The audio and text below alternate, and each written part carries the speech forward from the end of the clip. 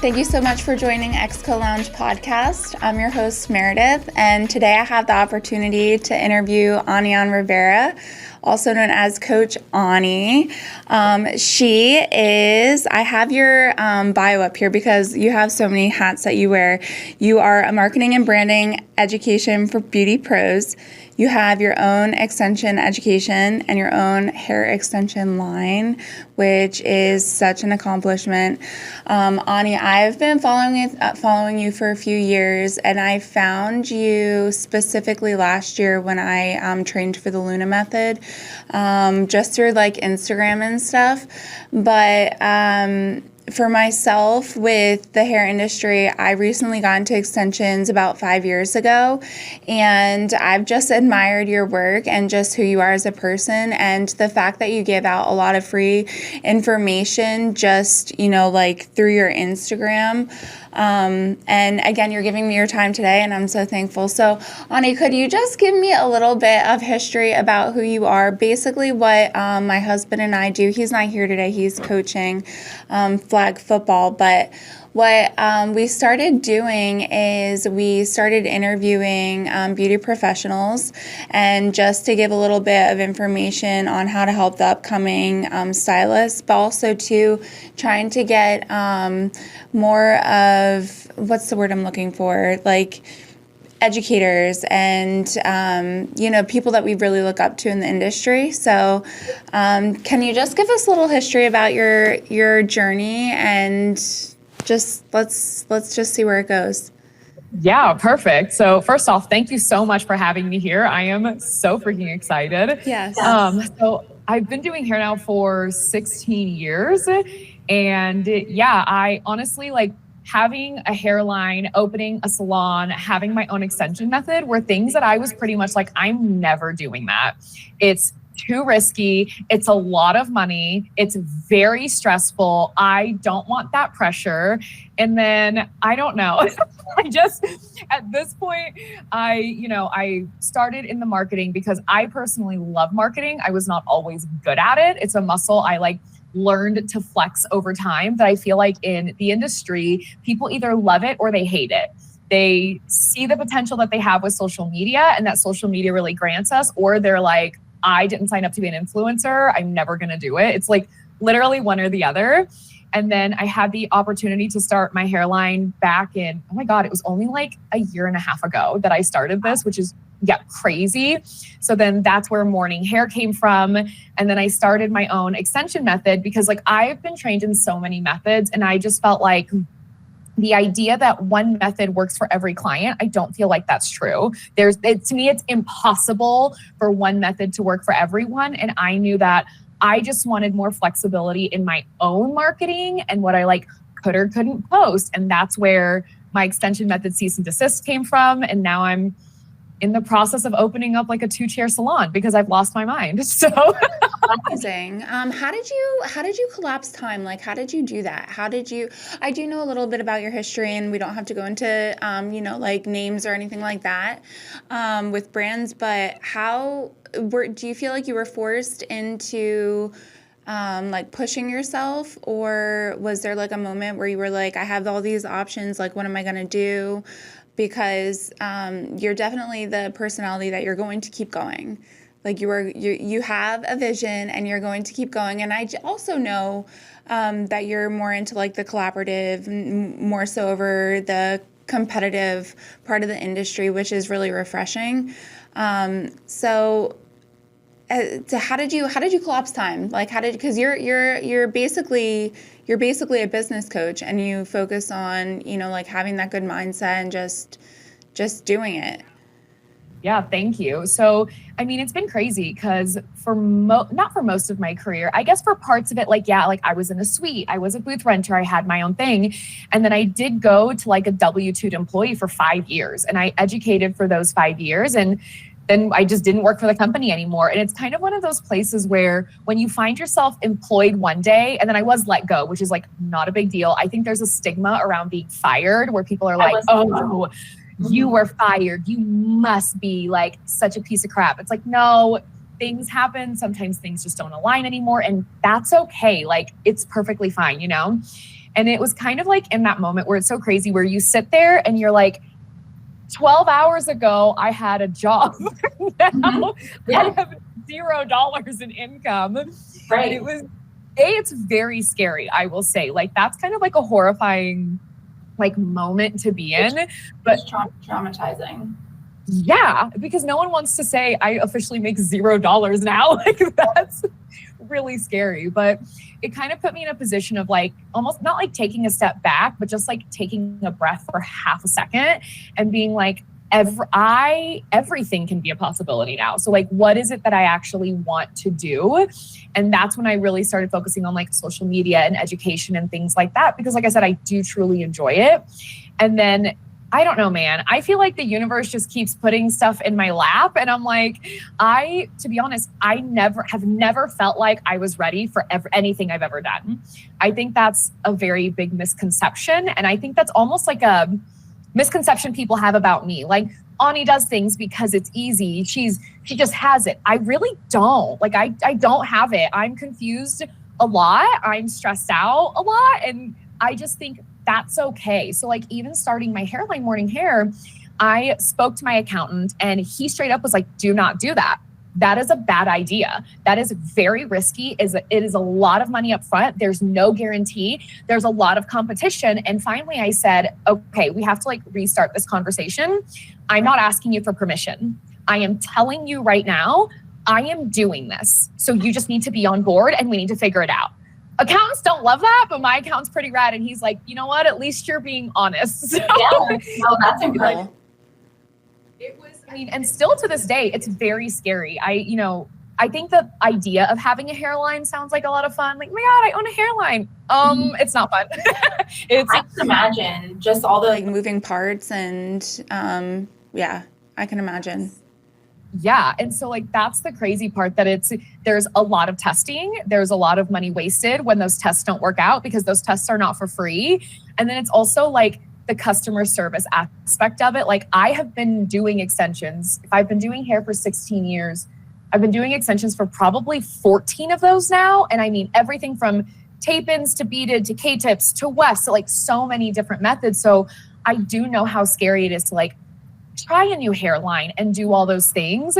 But then it's also kind of like jarring, I think, on my end. And I did end up hiring a support team because I was like, I can't handle these emails. When like you get an email and someone's like, you shipped the hair to the wrong house. And I'm like, you put the wrong address. It's like, hi. You have to hire people. You really do. I just realized and I'll be honest, like, I am a control freak. It was very difficult for me to like let any part of that go, because I have had the idea or the mindset that like, if it's not yours, right, no one will ever care about it as much as you do. And I have realized that I am wrong. There are people that will care just as much as you. They might be a small amount. It's not going to be everybody, but okay. That's a different perspective, because I was always under the impression that like you are going to care the most about your own brand. But I guess when you are calling in those, those aligned personalities, then it just works out. So, so you said that you haven't always been like that. What do your days look like? Like, are you the type of person that wakes up in the morning, works out, gets like your mind ready, or? No. Look, what do you do? So my husband is like that. He is like up every morning to the gym, cold plunge, sauna. He is like a very, I feel like, regimented person is probably a good way to put it. I feel like, so I'm ADHD. So I feel like for me, the more strict I try to be with the schedule, the worse I am. The more I try to say like, you have to get up and journal and cold plunge and work out and meditate, that ruins my entire day. I realize I am not the norm. I probably sit outside of the norm, but I feel like for so long I tried to fit in that bubble, because everybody says like, that's how you're successful. You have to you can't look at your phone for the first 2 hours of the day, and you can't look at it for the last 3 hours. And I'm like, that stresses me out. Like, I can't, hell no. So at one point, I just basically put aside every rule I'd ever been told. And I'm like, I have to do what works for my brain. And realistically, my brain pops off in the morning. Like I naturally get up about 4:30, 5 o'clock. I don't want to, but my brain is up. And when my brain's up, I'm up. Like that's just it. But I'm immediately going through like posting on Instagram, responding to emails, like those things put my mind at ease. Because if I don't do that, I feel like there's like something like watching me, just like, did something go wrong overnight? Did something happen? But if I can just look at it and be like, everything's good, then I get up, I have 4 dogs. So like I get up, we feed the dogs, we hang out, I have my breakfast, but I'm probably in front of my computer most days by 7 a.m. And I like it that way. Yeah, those like the morning hours up until probably like 11:30, 12, those are my golden working hours. My brain is so fucking smart in the morning. And by the afternoon, it's like, I'm tired. Yeah. Yeah, I really like that. Like you're like not listening to, you're listening to your gut and you're just like doing what's right. Like even with your accountant, with like all the, you know, really extremely wealthy, like this is what you have to do in order to be that. You're just sticking to your gut and just doing it. And I think it's really admirable. What does morning hair mean? Okay, so it's not like good morning. It's like mourning the death of someone. Yeah. So having lived in California for 7 years, if you haven't lived there, it's so cute. I lived in Orange County, which was like south of LA. I lived really close to the beach. So like beach vibes, free people, kinks, white brim hats, Madewell, like all of it. It's so cute. And I feel like for so long I tried to fit into it, but if anyone has ever seen what I look like, I just don't. It's not my vibe. I'm more Wednesday Addams than I am like Polly Pocket. And I don't think there's anything wrong with that. So when I started my hairline, I kind of sat there and I'm like, okay, what do I want this to be? What do I want it to reflect? And I'm like, I can't stand by branding that doesn't reflect me. I love the super cute, free people, beachy vibes. Like, yes, it's just not me. And there is something called Victorian death hair. So way back in the Victorian era, when someone would pass away, in order to mourn the death of that person, they would actually take some of their hair and make art. They would make bracelets, necklaces, jewelry. And that was a form of like respect to mourn the death of that person. And so when I heard about that, I was like, this is so cool. And it has another name, which is mourning hair. And the minute I heard that, I was like, this is crazy. Am I actually going to name a hairline after essentially like death hair? People are going to think I robbed dead people. And I'll let you know, sometimes people do. They're like, I'm like, no, I didn't scalp anyone. It's very ethical that we get the hair. Right. But that for me fit the vibe. And I knew that was going to turn some people off. And honestly, it absolutely has. But I also don't care because I'm like, this fits. Yeah. I think you just don't care. Like you're not scared. No, because fear holds people back. And in order to be successful, like to just not have that fear, like for myself, like I've noticed that I've been really trying to break those fear barriers. And it's some days are a lot easier than others. So, you know what I mean? So, and just like keeping that consistency. I know a lot of people are, trying to make their own hair brand. Was it really difficult for you? And you do have, obviously I know it was really difficult. You have 14 years experience doing extensions. Just to be able to source, ethically sourced hair and like with a really, the best quality, I can only imagine, the time and stress that you put into it. Like I said, I am a little bit newer in extensions, just doing it 5 years. So, I think it's admirable. And there's people that I know that are, in my area that are interested in doing it, and myself, but I think that I'm a little bit too new, just in the, the sales part of it. It's just, I need to stay in my own lane. I don't want to, step outside of it. But,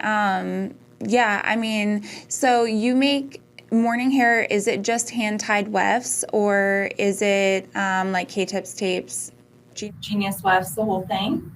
So Yes, but no. So I have a business partner. Her name is Yvonne Loria. She's in Australia. She actually knew me from a company I used to work for. And once I went out on my own, this is so funny to me. She tried to get a hold of me for 3 months, and I didn't mean to brush her off, but it's kind of like when you're fired and you're trying to figure out what you want to do with your life. It's hard to remember to respond to shit in the beginning. Yes.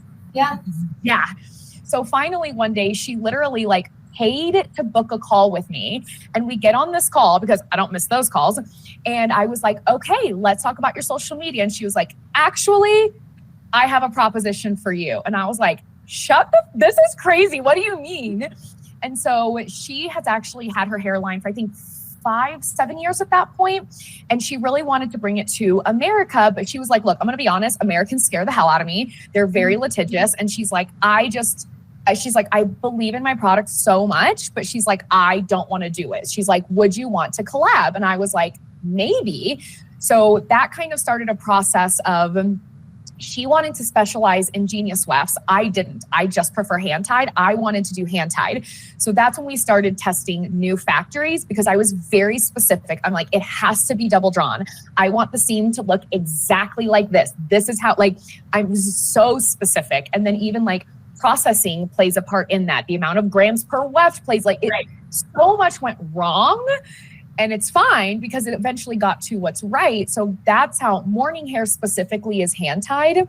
But then people kept asking for genius wefts. And then we kind of came to a crossroads. Okay, I can start manufacturing genius wefts, but that's going to take us at least a year before we have it out to public, because testing is not a 3-month process. Right. So yeah, so that's when Yvonne and I were like, fuck it, let's just team up, bring her genius wefts, because that's all that she does. And she's been testing them for years now. And I was like, screw it, let's just team up. I don't need to hold the keys to everything. I don't care about that. Right. Yeah, I'm like, I just want a great product that people can trust. And I will always stand by mine. So now we started bringing in genius wefts. Now we're working on textures. We're working on K-tips. So it's I know, textures are really scary. Yeah, it is. Yeah, it is. I recently did my first curly K-tip install, so it's just a completely different ball game. Completely different. I know. And it's so hard sometimes. So people are like, well, when are you going to have blonde curlies? When are you? And I'm like, I would love nothing more than to be able to have it for you right now. But the reality is, blonde, when it's very curly, it's not impossible. It's very, very difficult to do well. Because then if I just say, oh, you guys wanted it, here it is, and something goes wrong, I look like an asshole when that wasn't, I didn't want to. So that's why curlies are just so much more difficult. And we would just rather take our time, test it out longer to make sure we can trust it. And that means we're also testing out 2 different types of hair. They're being sourced from 2 different places. It is a beast. But I will also say, expensive too. It's nothing's free. Well, curly is so much more expensive. Yeah, because it goes through so much more processing, and it's more expensive for us too, even as the people who own it. And it's just, and that's even with that though, I will also say one of my good friends, Rachel Hall, she's Rachel Hall Does Hair on Instagram. She just released her hairline cutie heads. She's amazing. Oh, yes. I recently found her and I saw you opening up the PR package. I love it. I love it. I love her so much. Her line is so rad. We do some similar things and then very opposite things on top of that. But even with that, my rule is me supporting Rachel as a hairline owner to hairline owner doesn't make her succeeding doesn't make me a failure.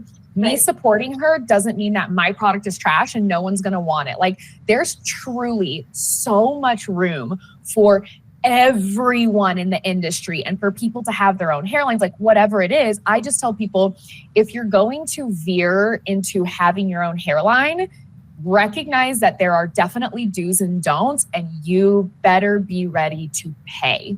Right. This is not a cheap endeavor. If you think you're going to be rich immediately, that's a mistake, a big one. Yeah. You have to spend a lot of money to make it, so... do. I'm not gonna lie, girl. A year and a half in, I still cry every invoice I get. I'm like, it's a lot of numbers. That's a lot of numbers at the end of it. Yeah. add an extra one. Is the comma in the wrong place? Oh, it's not? Cool. Got it. Okay. Mm-hmm.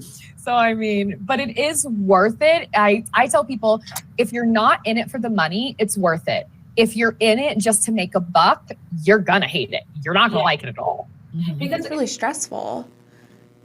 I took Hair by Esther's K-tip course, and I was very humbled very fast trying to take a raw ponytail and make them into K-tips. I literally lost like $700. I had to throw it away because I was just like, are you serious? So let me just start practicing on practice hair instead of using like the best quality. So yeah, it's definitely... Take. Yes. Oops. Yeah, we're just learning, just learning as I go. go. So that's all you can like- do. So what are your plans? Like, I know that you're opening up. When is your salon ready to be opened? The demolition part of the salon is officially done. I'm Right. actually heading in there today to like basically move everything off and away from the walls. One of my friends is driving up from Colorado Springs to help me paint tomorrow. Thank God for friends who are willing to do like the not fun stuff with you. Honestly, like That's nice. And on Sure, too. yeah, my friends are gangsters. Like they're so cool. And like I was never gonna ask anyone because it also comes a point where you're I'm 35, and sometimes the adult stuff, it's like with respect, hire someone. Like I don't want to help you move your couch. We're told like hire help. So the fact that she like offered it, I was like, oh my God, thank you. So you know what? I'm not going to ask twice, or I'm not going to say like, are you sure? Like, yes, thank you. I will accept your help graciously. So we're getting close. And then after that, it's just like decorating. So my fingers crossed by May 1st, I just want to be done. I want everything to be done and ready. That's so Exciting. exciting. That's so exciting. And are you going to just be an extension exclusive salon then? Or are you going to service? So, I have like a couple color clients that are like friends of mine, but the goal wasn't even really to become a full salon. It was more so a space where I could do my clients, take models, and do a lot of filming. And I wanted to host classes because I've also realized, because I travel like around the nation doing classes for my extension method, but I don't know if you ever tried to rent a salon for an event. That shit's expensive. So expensive. I've never done that, but I can only imagine how expensive it is. Yeah, like if you're lucky, you're not going to get charged. And then if you're also lucky, it's maybe $1,000. If Right. you're unlucky, salons will easily charge you $3-4 grand per day. That's insane. Like, I get it. Hey, I get it. You're closing down your salon, But but how to make money? Yeah. damn.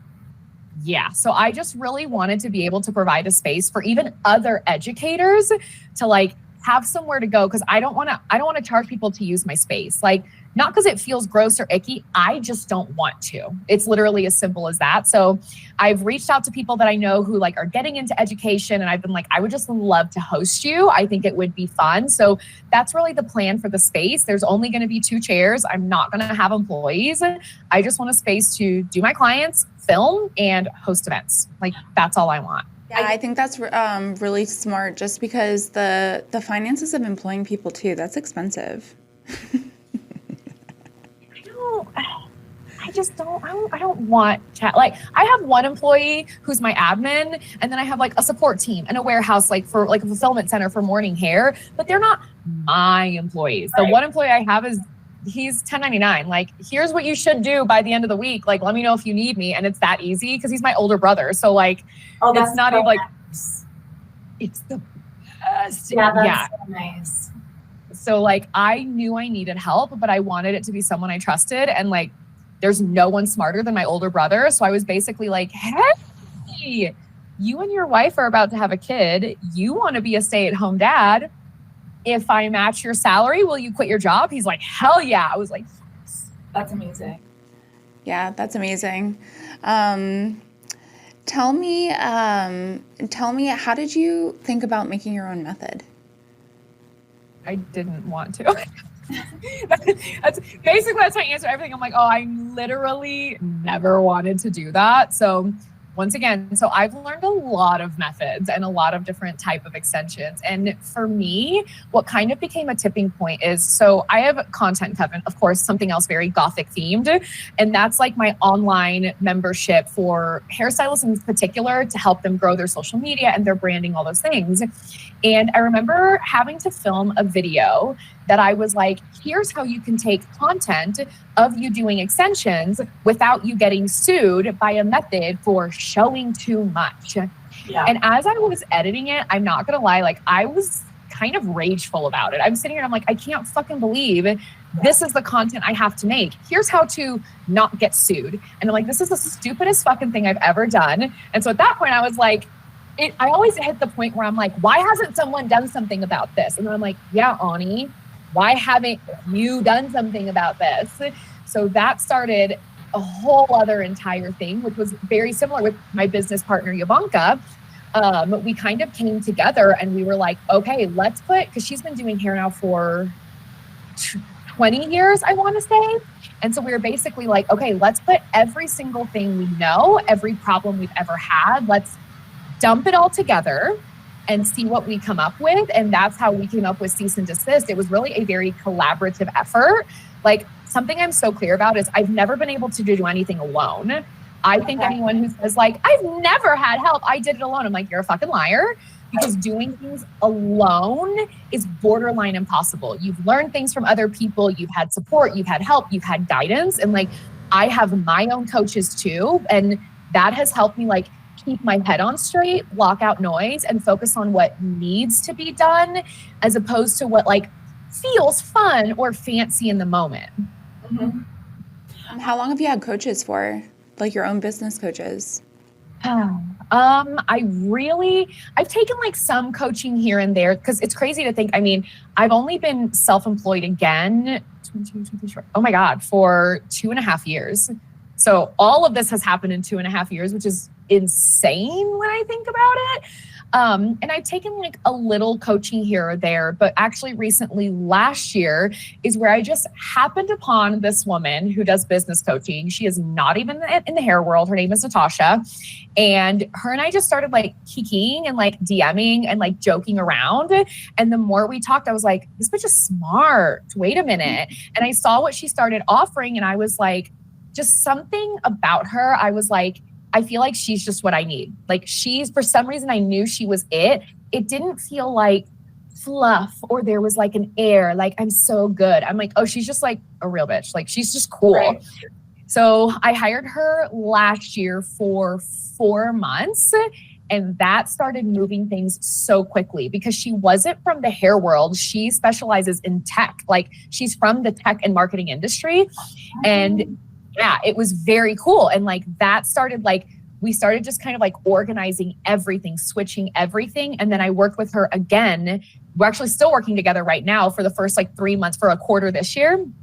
And just to really like now start refining everything that I had and making sure everything fits. Like I can't imagine not hiring her once a year, but like the vibe works. And it's the type of coaching that I like because I'm not, like, I don't need my hand held. I don't like that. I'm pretty like, I can do it. Thank you. Yeah. So I'm very like self-sufficient. So like that is just, she guides in the way that I like, and she's just chill. And so that worked for me, but I've used her twice. I've hired social media people because I tell everyone, look, you might be so great at what you do. And you might even think like you're on top of your game. There is always room to get better. There is always someone better than you. I don't care how good you think you are. No, like always someone better. And I don't have such a big ego that I'm like, I'm not asking for help. No, I'm always going to ask for help. I'm very quick to ask for help. Yeah. That's bro. I mean, truly. Your husband has to be so proud of you too. I mean, so when you hired your business coach, that's when it was all kind of, like just the way that things unfolded for you, like losing your position that you were at then, and then just being forced into just moving. Basically what I'm saying is when I hire somebody or when I go into education, I do notice things starting to get better. Like the pieces just fall into place, and it doesn't necessarily feel like it's happening at the time that you want, but in time it does happen. So it's pretty cool. Totally agree. And that's the thing, like I kind of already said it, but when you're in your business, you are too emotionally attached to it and you are too close to see it objectively. You might think that you're seeing it objectively, but the reality is you probably are not. And that's why sometimes like I like to hire people who are probably doing the same thing I'm doing, even social media for stylists or whatever, but they're maybe a little bit ahead of the game than I am. Their following is definitely going to be bigger than mine. Like they've probably figured something out, but I just need outside eyes. I need someone else to look at my content, my business, my brand without any emotion, no feeling, because I don't need that. I like strategy. I don't mind when people are like, how do you feel about money? I'm like, I feel great about money, but can we talk about strategy? Like, Right. what are the steps I need to do? And that is how I hire now. Like there was a time where I very much so wanted like the mindset and all those things. I don't want that now. My mindset, like we're solid, we're good, we're great. A workhorse. I believe in myself. I think I'm awesome. I don't have issues with money. I want strategy. And that is something I think people need to acknowledge. I do think there's a time and place for mindset and mentality. And then I think there's a time and place for strategy and hunkering down and just getting shit done. Yeah. I mean, that's amazing. Do you have any plans of, this is more of a personal question and we can edit this out if you want, but do you plan on being a mom one day? No. And you can leave this in. I'm not shy about it. Look, it's not that I don't like children. I like kids, and actually kids love me. I think it's just my energy, my personality. We have fun, we run around, but I just have honestly never had any interest in having kids. And like I said, I'm 35 now and my husband is 40. And not that we're told to have kids at all, but we really like our life. I like that my mornings are calm. I, with respect, like that there's not a screaming child. And it's no shade. Like I have a godson and our birthday, we're only apart by one day. So like I'm February 6th, he's February 7th. So he's a little over a year old now. And they were actually just at my house. And I was like, oh, wow. It's a lot. Having kids is so much. And like, being ADHD and neurodivergent, I can recognize and acknowledge that shit overstimulates the hell out of me. Like that little kid, that baby made me cry. Like when he went to bed one night, I was like, oh, that was too much. Like I can't. I called my husband and I was like, so I had a puppy. I bought a puppy in December. No, Ania, I had to give him away. I had no idea what I was getting myself into. I cannot even believe I'm saying this, and I love dogs so much. But I swear, like No. And I can imagine they're like kids. Like, no. Oh my God. I'm the opposite of that. I don't want kids, but I have 4 dogs. We're probably going to get a 5th dog. I want mini Highland cows. I want chickens. I want goats. I want donkeys. I want a farm. My patience and love for animals is so high. Like they make me so happy, but I don't feel that way towards kids. I mean, look, if I had a kid, I would be such a good fucking mom. I would be a great mom. My husband would be the coolest dad. We're not like, kids. Yeah. We're like, and I mean, you know, so that's good. I feel like we're probably the people that should have kids because we'd be great parents and we love them and all the things. But I'm just like, look, if it happens one day and we get pregnant, we're having a kid. Hell yeah, let's do it. But are we trying? That's fair. That's fair. Is there anything else that you wanted to touch base on? Oh my gosh, let me think. I don't know. No, maybe? I mean, so I saw that you went to Ohio, right? For More Than a Method? Raleigh, yeah. Sorry. North Carolina, not Ohio. that I go to No, Ohio. sorry. I'm confusing my classes. Right. Yeah, so I actually, so Christine Woods, it's Paint and Pixie on Instagram. She owns More Than a Method. She has a very large salon where she hosts events too. And so she actually hosted myself and my business partner, Yovanka, where we had a class for my extension method. It was so much fun. Yeah, that's amazing. I noticed that Alex is on her platform now too. I just love it. Yeah. So Alex JD Beauty on Instagram. Yeah, he's incredibly talented. I've just found that like the longer I'm in the industry, the more that I realize I'm like, there is so much space for all of us. And same thing, like Christine and I have had this conversation. Once again, we are technically competitors.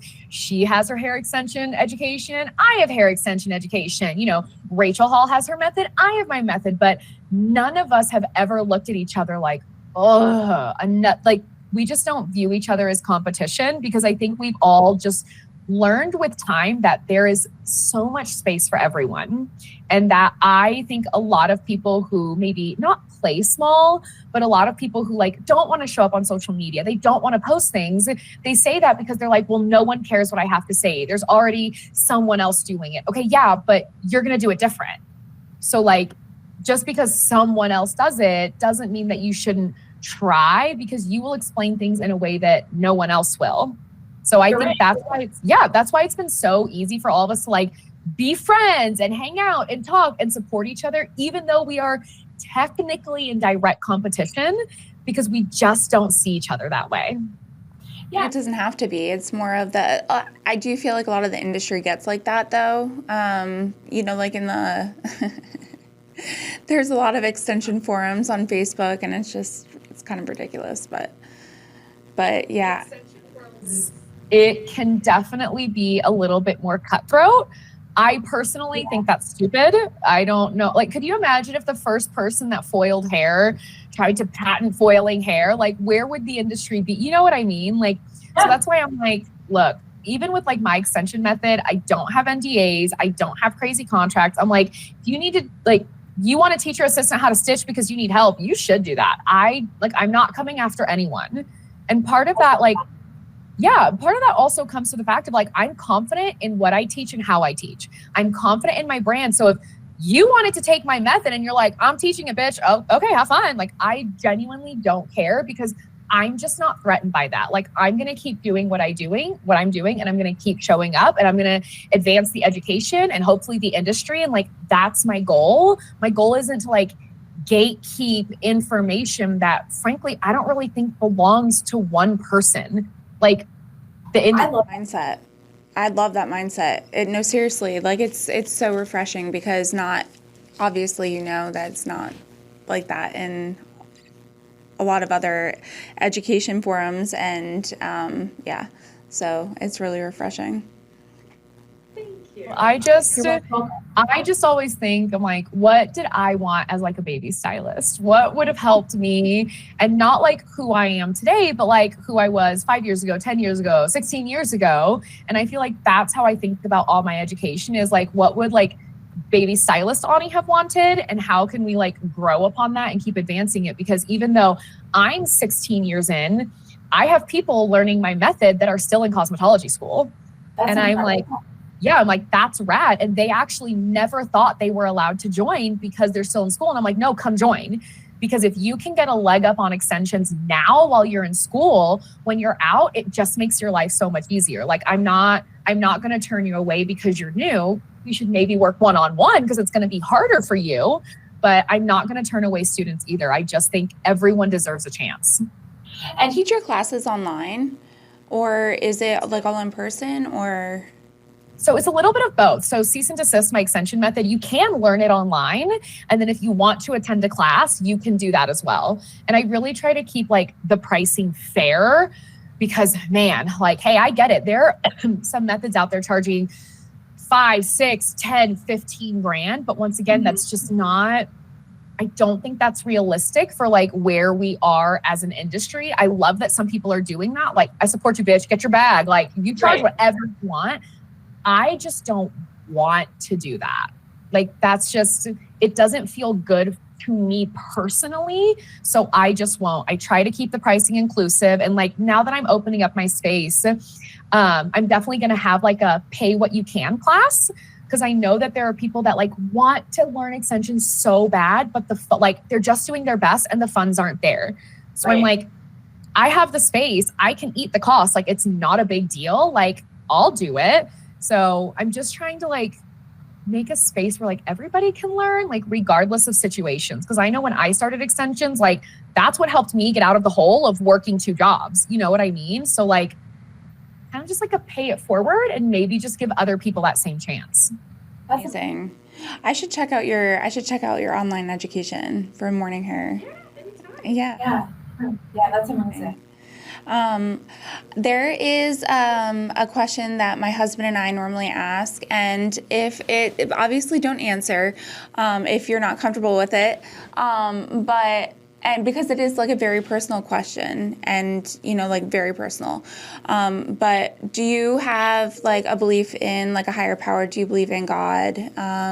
What kind of like helps you like stay grounded?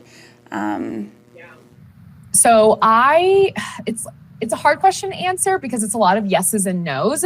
So I know it's such a hard one, but I'll also say like, it's so hard to offend me with a question. Like this is so probably stupid, but I fucked up kind of. I love talking about the things we shouldn't talk about because I think it's so interesting to hear other perspectives, and I'm so incredibly hard to offend. Like, I don't care if our beliefs are totally different. So I was raised Catholic, but we were taken out of the church pretty young. So if you ask my grandma who passed, we're very Catholic, but I think we're more so, do I believe in a higher power? Yes. Do I know if it's like God as it has been put forth in in Catholicism? I don't know. I do think there is something after we die. I do believe in the universe. I absolutely believe in energy, and like how we treat people like comes back to us tenfold. Like, I believe in all of that. I think the things that we think about ourselves, the things that we say out loud, I think that does affect us. Like those will have an effect on how you see yourself and what the universe gives back to you. So do I know if it's necessarily God, heaven, and hell? I don't. Although I did have a meeting with a psychic literally a few weeks ago, and that kind of rocked my world because she knew things about my family like that had never been spoken about, and that rocked me. Like, that one kind of freaked me out. But like, at the end of the day, I just say, I'm going to treat people exactly how I want to be treated. I am going to treat people the way that I was raised to treat other people. And that's with kindness. It's with respect. If someone's shitty to you, you don't have to stoop down to their level. I do think you're allowed to like defend yourself. You're allowed to stand up for yourself and not be considered a bad person. My therapist did say that the universe doesn't normally play favorites, but it does with me. And that was like the nicest thing I've ever been told. So I was like, thank you. So I just always say like, just don't be a piece of shit. And it's honestly not that hard to be a good person. Literally, like, just don't suck. Yeah, no, that's true. Ani, thank you so much. I appreciate your time, and I've been wanting to meet you for a while, so I appreciate us like finally being able to connect and having it work out. And I'm so excited for your future and everything that you have going on. It's really exciting. You're welcome. Thank you so much for having me here today. Like, this was a blast. I'm so glad we finally got to connect. I feel like social media it almost like it messes with how you think of people when you're like, yeah, I know you. And it's like, wait, no, I've never met you. Sorry. No, nice to meet you. Not like, hey girl. No, it's true, because like I do feel like I don't want to feel like a creep, but like that, like the algorithms, like I kind of already knew what time you woke up because I'm in PA, and when I'm on my phone, your feed is like shows what time you posted. So yeah, I mean, Instagram, social media is, but. Thank you so much for having me here today. This was absolutely wonderful. Yeah, amazing. I think this wraps up this episode of ExCo Lounge podcast. And what I like to tell people is how can people find you? If they're interested in taking any classes or buying hair from you, how can people find you? Yeah, so I feel like the easiest place is probably my Instagram because I have everything linked on there. It's at coach.anianne, and my name is spelled Anianne. So if you find me there, you can find links to literally everything I do. Awesome. Okay, well, this wraps up our episode of ExCo Lounge podcast. Ani, again, thank you so much for your time and enjoy the rest of your day.